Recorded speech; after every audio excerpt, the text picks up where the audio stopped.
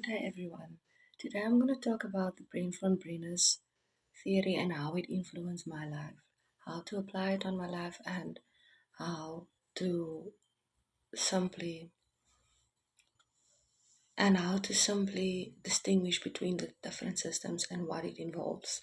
So the first one that we're going to look at is the microsystem. Within the microsystem, you get the different factors that influence your life directly. And this system is also a bidirectional system, which means each of the factors have an effect on you as a person and you as an effect on each of the factors. So, the first thing that I'm going to look at is my family.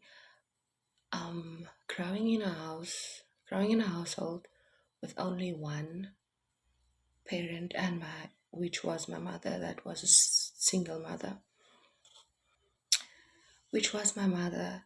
It has a positive as well as a negative effect on my life. The positive effect that it had on my life, it motivated me to become a person that works hard for me in order to provide and to give back to my mother, that can thank her for the life that she gave to me, for the provision she made for me. It also has a negative effect because I was always longing for a father figure in my life, and which made me feel a bit less of value than other children would have feel, because it made me feel that I'm not loved enough, and that result in me looking for love in all the different and wrong places, which was not necessary because my mother already gave me the love that I needed. Secondly, the school and its surroundings play a very big role in my life. For an example, I was a very exemplary girl, which resulted in me being the head girl in grade 8. Now, just a little bit of information. Our primary school still had a grade 8 class, so that made me the head girl of grade 8. And that, um, how can I say it? That basically boosted my confidence, because it shows you that no matter what your circumstances look like, you can also succeed in life, coming out of an abnormal household with only one parent that's providing for you. And you doesn't need to have a perfect life in order for you to succeed in life. The next level is the mesosystem. In the mesosystem, I have factors like village, neighborhood, teachers, and grandmother. Now let's start with the teachers. The teachers basically had a big role in my life. As an example would be growing up in a small town, as its perks of the teacher knowing your background and your family background, so they would know what your strengths and weaknesses are.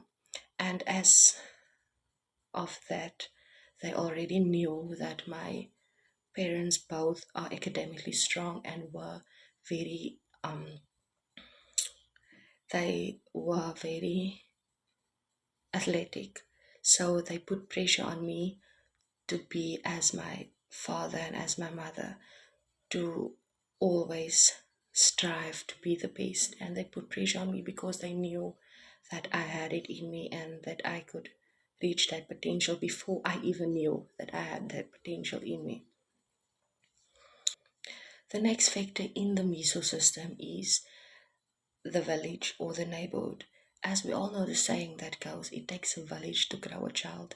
I am a very good example of that. I grew in a community where I felt at ease with being in everyone's houses. I felt at ease with going to people, asking them for advice, and they will always be there if I needed them. And that also helped me because now in my life, I am in a stage where I won't be always in a comfort zone to basically, I won't be in a comfort zone. So that growing in a village helped me to adapt easily so that I can get out of my comfort zone and be easily adaptable within each circumstances that life throws at me, with each challenge life throws at me. So I will be able to adapt and make the best of it. Thirdly, we have an ecosystem. The ecosystem basically consists of the society, the church, and the neighbors, how they affect my life and what they did to make me the person that I am today. So, to begin with, is the church. We basically grew up, as I was saying, we basically grew up in a strictly Christian community where we had no contact with other religions or any other cultures.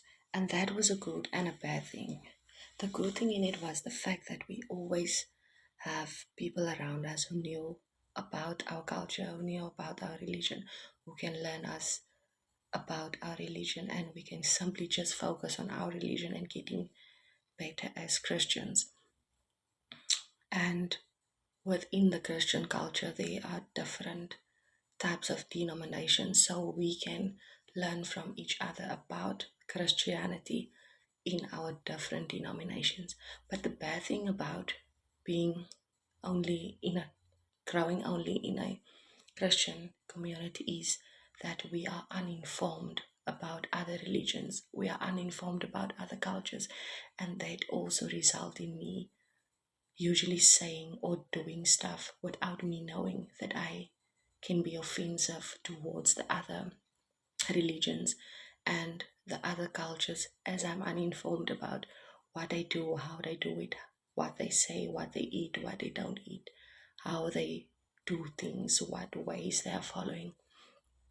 And now it is in my life, currently, it is a very big challenge in my life to adapt towards the fact that I need to be able, even as a teacher, to know about all these kinds of religion